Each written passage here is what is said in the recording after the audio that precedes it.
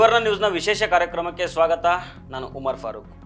ಕಳೆದ ವರ್ಷ ನಡೆದ ಮಹಾರಾಷ್ಟ್ರ ವಿಧಾನಸಭಾ ಚುನಾವಣೆಯಲ್ಲಿ ಮಹಾಯುತಿ ಭರ್ಜರಿ ಗೆಲುವು ಸಾಧಿಸಿತ್ತು. ಎಲ್ಲರ ಲೆಕ್ಕಾಚಾರ ತಲೆಕೆಳಗಾಗಿ ಬಿಜೆಪಿ ಬೃಹತ್ ಸಂಖ್ಯೆಯಲ್ಲಿ ಗೆದ್ದು ದೇವೇಂದ್ರ ಫಡ್ನವೀಸ್ ಮುಖ್ಯಮಂತ್ರಿ ಆದರು. ಹಿಂದೆ ಮುಖ್ಯಮಂತ್ರಿ ಆಗಿದ್ರೂ ಬಿಜೆಪಿ ಮುಂದೆ ಬಗ್ಗಿದ ಶಿವಸೇನೆಯ ಏಕನಾಥ್ ಶಿಂದೆ ಉಪಮುಖ್ಯಮಂತ್ರಿ ಆದರು. ಎಂದಿನಂತೆ NCP ಅಜಿತ್ ಪವಾರ್ ಕೂಡ ಈ ಸರ್ಕಾರದಲ್ಲಿ ಉಪಮುಖ್ಯಮಂತ್ರಿ ಆದರು.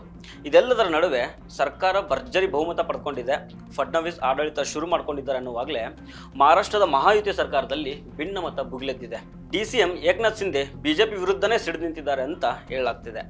ಮಹಾರಾಷ್ಟ್ರದ ಬಿಜೆಪಿ ನೇತೃತ್ವದ ಮಹಾಯುತಿ ಮೈತ್ರಿಕೂಟದಲ್ಲಿ ಬಿರುಕು ಮೂಡಿದ ಎಲ್ಲಾ ಲಕ್ಷಣಗಳು ಕಂಡು ಬರ್ತಾ ಇದ್ದಾವೆ. 2024 ನವೆಂಬರ್ನಲ್ಲಿ ಮಹಾಯುತಿ ಮೈತ್ರಿಕೂಟ ಅಧಿಕಾರಕ್ಕೆ ಬಂದ ಮೇಲೆ ಸರ್ಕಾರದ 3 ಪ್ರಮುಖ ಕಾರ್ಯಕ್ರಮಗಳಿಗೆ ಏಕನಾಥ್ ಶಿಂದೆ ಹಾಜರಾಗಿಲ್ಲ. ಈ ಕಾರ್ಯಕ್ರಮಗಳ ಏಕನಾಥ್ ಶಿಂದೆ ಗೈರು ಹಾಜರಾಗಿರೋದು ಮಹಾಯುತಿ ಮೈತ್ರಿಕೂಟದಲ್ಲಿ ಎಲ್ಲವೂ ಸರಿ ಇಲ್ಲ ಅನ್ನೋದನ್ನ ಸ್ಪಷ್ಟವಾಗಿ ಸಾರ್ತಾ ಇದೆ. ಇತ್ತೀಚೆಗೆ ಮಹಾರಾಷ್ಟ್ರದ ಥಾನೆ ಜಿಲ್ಲೆಯ ಬದಲ್ಪುರದಲ್ಲಿ ಛತ್ರಪತಿ ಶಿವಾಜಿ ಮಹಾರಾಜರ ಪ್ರತಿಮೆ ಅನಾವರಣ ಆಯಿತು. ಐತಿಹಾಸಿಕ ಆಗ್ರಾ ಕೋಟೆಯಲ್ಲಿ ಮರಾಠ ದೊರೆಯ ಜನ್ಮ ದಿನಾಚರಣೆ ಸಮಾರಂಭ ಮತ್ತು ಅಂಬರ್ಗಾಂವ್ ಭದ್ರಕ್ನಲ್ಲಿ ಶಿವಸೃಷ್ಟಿ ಥೀಮ್ ಪಾರ್ಕ್ನ 2ನೇ ಹಂತದ ಉದ್ಘಾಟನೆ ಕಾರ್ಯಕ್ರಮ ನಡೆಯಿತು. ಈ 3 ಕಾರ್ಯಕ್ರಮಗಳಲ್ಲಿ ಮುಖ್ಯಮಂತ್ರಿ ದೇವೇಂದ್ರ ಫಡ್ನವೀಸ್ ಮಾತ್ರ ಭಾಗವಹಿಸಿರ್ತಾರೆ. ಈ 3 ಪ್ರಮುಖ ಕಾರ್ಯಕ್ರಮಗಳಿಂದ ಏಕನಾಥ್ ಶಿಂದೆ ದೂರ ಉಳಿದಿರ್ತಾರೆ. ಹೀಗಾಗಿ ಇಲ್ಲಿ ಏಕನಾಥ್ ಶಿಂದೆ ಸರ್ಕಾರದಿಂದ ಅಂತರವನ್ನು ಯಾಕೆ ಕಾಯ್ದುಕೊಳ್ತಿದ್ದಾರೆ? ಮಹಾರಾಷ್ಟ್ರದ ರಾಜಕಾರಣದಲ್ಲಿ ಪ್ರಮುಖ ವ್ಯಕ್ತಿಯಾಗಿ ಗುರುತಿಸಿಕೊಂಡಿದ್ರೂ ಏಕನಾಥ್ ಶಿಂದೆ ಅವರನ್ನ ಬಿಜೆಪಿ ಕಡೆಗಣಿಸ್ತಾ ಇದೆಯಾ? ಒಂದ್ ವೇಳೆ ಏಕನಾಥ್ ಶಿಂದೆ ಏನಾದರೂ ಸಿಡಿದೇ ನಿಂತಿದ್ದೆ ಆದ್ರೆ ಮಹಾರಾಷ್ಟ್ರದ ರಾಜಕಾರಣ ಮುಂದಿನ ದಿನಗಳಲ್ಲಿ ಏನಾಗ್ಬೋದು? ಈ ಎಲ್ಲಾ ಪ್ರಶ್ನೆಗಳು ಬರೀ ಮಹಾರಾಷ್ಟ್ರದಲ್ಲಷ್ಟೇ ಅಲ್ಲ, ರಾಷ್ಟ್ರ ರಾಜಕಾರಣದಲ್ಲೂ ಕೂಡ ಚರ್ಚೆ ಆಗ್ತಾ ಇದ್ದಾವೆ. ಇತ್ತೀಚೆಗೆ ಮಹಾರಾಷ್ಟ್ರ ರಾಜಕಾರಣದಲ್ಲಿ ಹಠಾತ್ತಾಗಿ ಇನ್ನೊಂದು ಘಟನೆ ನಡೆಯಿತು. ಶಿವಸೇನೆಯ 20 ಶಾಸಕರಿಗೆ ಒದಗಿಸಿದ್ದ ಭದ್ರತೆಯನ್ನ ದೇವೇಂದ್ರ ಫಡ್ನವೀಸ್ ನೇತೃತ್ವದ ಸರ್ಕಾರ ಹಠಾತ್ತಾಗಿ ಕಡಿತ ಮಾಡಿಬಿಡ್ತು. ಭಾರಿ ಚರ್ಚೆ ಕೂಡ ಕಾರಣ ಆಯಿತು. ಅಜಿತ್ ಪವಾರ್ ನೇತೃತ್ವದ NCPಯ ಒಂದಿಷ್ಟು ಶಾಸಕರು ಕೂಡ ಭದ್ರತೆಯನ್ನು ಕಡಿಮೆ ಮಾಡಲಾಗಿದೆ, ಇಲ್ಲ ಅಂತೇನಿಲ್ಲ. ಆದರೆ ಇಲ್ಲಿ ಚರ್ಚೆಗೆ ಕಾರಣ ಏನಂತಂದ್ರೆ 2022ರಲ್ಲಿ ಏಕನಾಥ್ ಶಿಂದೆ ಪರ ನಿಂತ್ಕೊಂಡು ಬಿಜೆಪಿ ಸೇರ್ಕೊಂಡಿದ್ರಲ್ಲ, ಶಿವಸೇನೆಯ ಆ ಶಾಸಕರಿಗೆ ಒಂದಿಷ್ಟು ಬೆದರಿಕೆಗಳು ಬಂದಿದ್ದು, ಈ ದೃಷ್ಟಿಯಿಂದಾಗಿ ಅವರಿಗೆಲ್ಲ ಹೆಚ್ಚಿನ ಭದ್ರತೆಯನ್ನು ಒದಗಿಸಲಾಗಿತ್ತು. ಆದರೆ ಇದೀಗ 20 ಶಿವಸೇನಾ ಶಾಸಕರ ಭದ್ರತೆಯನ್ನ ದೇವೇಂದ್ರ ಫಡ್ನವೀಸ್ ಮುಖ್ಯಮಂತ್ರಿ ಆಗ್ತಿದ್ದಂಗೆ ಕಡಿಮೆ ಮಾಡಿದ್ದಾರೆ. ಆ ಶಾಸಕರಿಗೆ ಒಬ್ಬ ಕಾನ್ಸ್ಟೇಬಲ್ ಅನ್ನು ಮಾತ್ರ ಭದ್ರತೆಗೆ ನಿಯೋಜನೆ ಮಾಡಲಾಗಿದೆ. ಈ ಎಲ್ಲ ಬೆಳವಣಿಗೆಗಳು ಮಹಾರಾಷ್ಟ್ರ ರಾಜಕಾರಣದಲ್ಲಿ ಎಲ್ಲವೂ ಸರಿ ಇಲ್ಲ ಅನ್ನೋದನ್ನ ಸಾಬೀತು ಮಾಡ್ತಾ ಇದ್ದಾವೆ.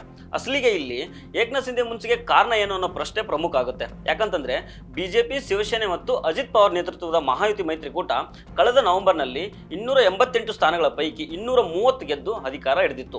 2022ರಲ್ಲಿ ಉದ್ಧವ್ ಠಾಕ್ರೆ ನಾಯಕತ್ವದ ಶಿವಸೇನೆಯಿಂದ ಸಿಡಿದೆದ್ದು ಬಂದಿದ್ದ ಏಕನಾಥ್ ಶಿಂದೆ ಬಿಜೆಪಿ ಜೊತೆಗೆ ಕೈ ಜೋಡಿಸಿ ಮುಖ್ಯಮಂತ್ರಿನೂ ಆಗ್ತಾರೆ.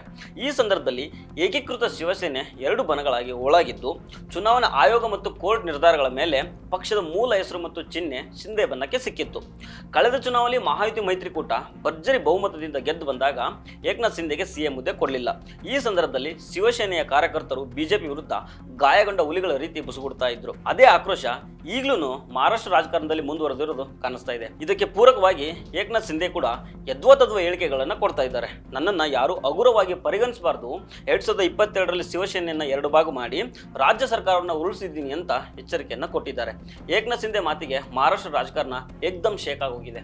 ಯಾವಾಗಲೂ ಬಾಳ ಠಾಕ್ರೆ ಕಾರ್ಯಕರ್ತ ನಾನು ಅಂತ ಹೇಳ್ಕೊಂಡು ಬಂದಿರೋ ಶಿಂದೆ ಅವರು 2022ರಲ್ಲಿ ಬಾಳ ಠಾಕ್ರೆ ಮಗ ನನ್ನನ್ನು ಹಗುರವಾಗಿ ಪರಿಗಣಿಸಿದ್ರು, ಹೀಗಾಗಿ ಸರ್ಕಾರವನ್ನೇ ಬುಡ್ಮೇಲ್ ಮಾಡಿದ್ದೇನೆ ಅಂತ ಎಚ್ಚರಿಕೆ ಕೊಟ್ಟಿರೋದು ಮಹಾಯುತಿ ಮೈತ್ರಿಕೂಟದಲ್ಲಿ ಸಂಘರ್ಷ ಭುಗಿಲೆದ್ದಿರೋದನ್ನ ಸ್ಪಷ್ಟವಾಗಿ ಸಾರ್ತಾ ಇದೆ. ಏಕನಾಥ್ ಶಿಂದೆ ಮುಖ್ಯಮಂತ್ರಿಯಾಗಿದ್ದ ವೇಳೆ ಜಲ್ನಾದಲ್ಲಿ 900 ಕೋಟಿ ರೂಪಾಯಿಗಳ ಯೋಜನೆಗೆ ಅನುಮೋದನೆಯನ್ನು ಕೊಟ್ಟಿದ್ರು. ಈ ಯೋಜನೆಯನ್ನ ಪ್ರಸ್ತುತ ಮುಖ್ಯಮಂತ್ರಿ ದೇವೇಂದ್ರ ಫಡ್ನವೀಸ್ ತಡೆ ಹಿಡಿದಾದ ಮೇಲೆ ಏಕನಾಥ್ ಶಿಂದೆ ಇಂಥದೊಂದು ಹೇಳಿಕೆಯನ್ನು ಕೊಟ್ಟಿರೋದು ಕುತೂಹಲಕ್ಕೆ ಕಾರಣ ಆಗಿದೆ. ಇಂಡಿಯಾ ಟುಡೇ ವರದಿ ಪ್ರಕಾರ ದೇವೇಂದ್ರ ಫಡ್ನವೀಸ್ ಮತ್ತು ಏಕನಾಥ್ ಶಿಂದೆ ಮಧ್ಯೆ ಅಂತರ್ಯುದ್ಧ ನಡೀತಾ ಇದೆ. ಹಲವಾರು ಸಭೆಗಳಿಗೆ ಏಕನಾಥ್ ಶಿಂದೆ ಅವರು ಬೇಕಂತಲೇ ತಪ್ಪಿಸ್ಕೊಳ್ತಾ ಇದ್ದಾರೆ. ಇಬ್ಬರು ರಾಜ್ಯ ಸಚಿವಾಲಯದಲ್ಲಿ ಸಮಾನಾಂತರ ಅಧಿಕಾರಕ್ಕೋಸ್ಕರ ಜಗಳ ಮಾಡ್ತಾ ಇದ್ದಾರೆ. ರಾಯಗಢ ಮತ್ತು ನಾಸಿಕ್ ಜಿಲ್ಲಾ ಉಸ್ತುವಾರಿ ಸಚಿವ ಸ್ಥಾನಗಳಿಗಾಗಿ ಇಬ್ಬರ ನಡುವೆ ಜಗಳ ಆರಂಭ ಆಗಿತ್ತು. ಈ ತನಕ ಕೂಡ ಆ ಸಮಸ್ಯೆ ಬಗೆಹರಿದಿಲ್ಲ ಅಂತ ಇಂಡಿಯಾ ಟುಡೇದಲ್ಲಿ ವರದಿ ಆಗಿದೆ. ಒಟ್ಟಿನಲ್ಲಿ ಮಹಾರಾಷ್ಟ್ರ ಸರ್ಕಾರದಲ್ಲಿ ಭುಗಿಲೆದ್ದಿರೋ ಭಿನ್ನಮತ ನರೇಂದ್ರ ಮೋದಿಯವರಿಗೂ ಕಂಟಕ ತರಬಹುದು ಅಂತ ಹೇಳಲಾಗ್ತಿದೆ.